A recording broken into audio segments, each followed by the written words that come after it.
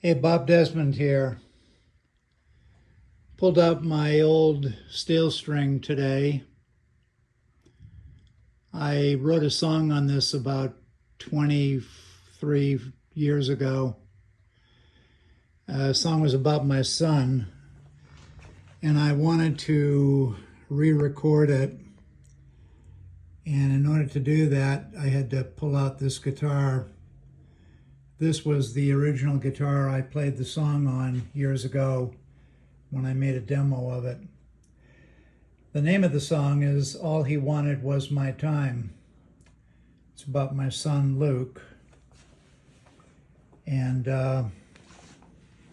now he's a dad as well, so it's a little more poignant. You're looking at a 1972 Alvarez guitar made by Yairi. It's model number 5070, serial number 1000. Is finished in May of 72. I've owned this thing. I was the original owner.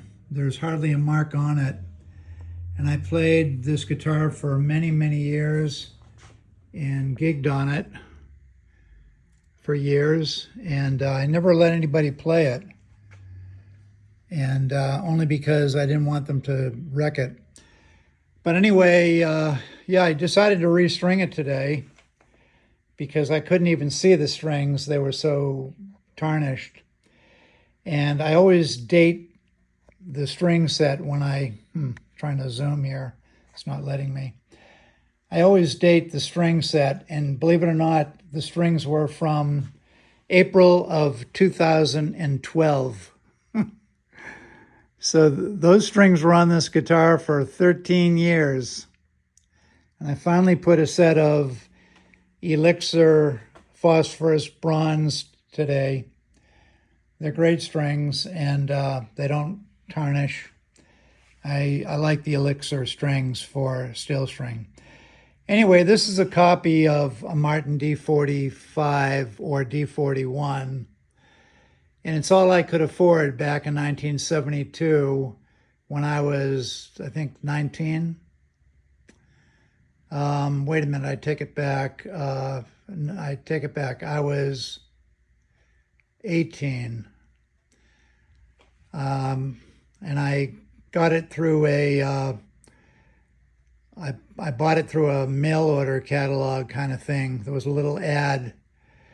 I wanted a D45, but I think it was around 1300, 12 or 1300 in 72. And this was like under 600. This was like 500 and something.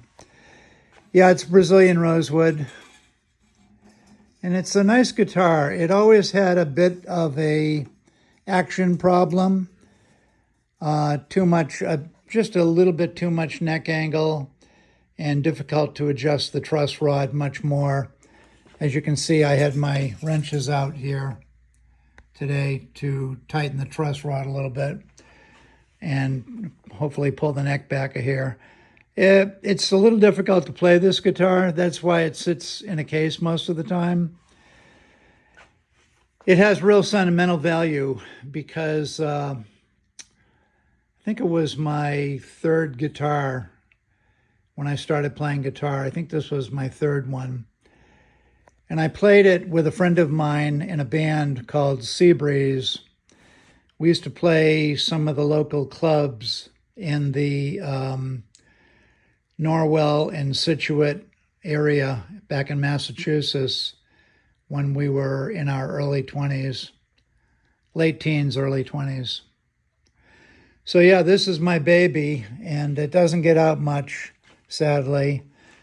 I generally, when I play a steel string, I have a Larrivee, a DO3 Larrivee, which is mahogany back and sides, and it plays like butter.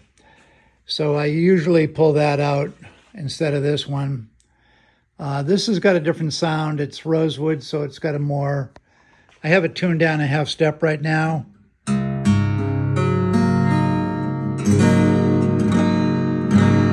Brand new strings.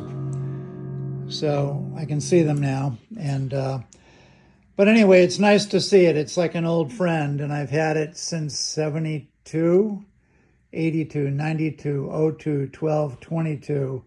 So I've owned it for 53 years, and I've taken very good care of it. And it also shows you that you don't have to put a lot of dings and marks in a guitar. This guitar has been played and recorded quite a bit. And I'm going to be recording it soon. I'm switching my recording studio over to Pro Tools finally, and I'm waiting for my digital interface to come in. So that's coming, I think, tomorrow's the 4th of July. So I think that's coming maybe Saturday, if I'm lucky. Anyway, Bob's signing out. Just wanted to show you my old baby, my steel string Alvarez. And it has a lot of sentimental value. And sadly, there is a sad part of the story.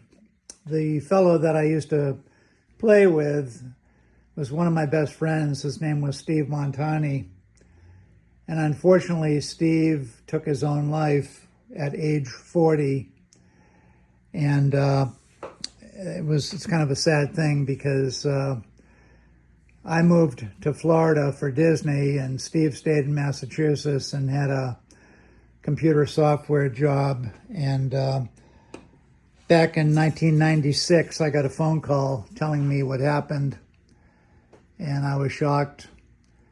So every time I see this guitar, I think of Steve because, you know, back when I was playing it a lot, he was sitting right next to me, and we did a lot of songs together. So anyway, great guy, and not sure what happened, but he got off the track somehow. He was a great musician as well. He was not a songwriter, neither was I at the time. We were very young, and now I'm a songwriter, and he's in heaven, hopefully. So anyway, Bob signing out. Just a nice sneak at my old baby. And hope you all have a great 4th of July tomorrow and a great 4th of July 2025 weekend. And God help us all during these very difficult times in America.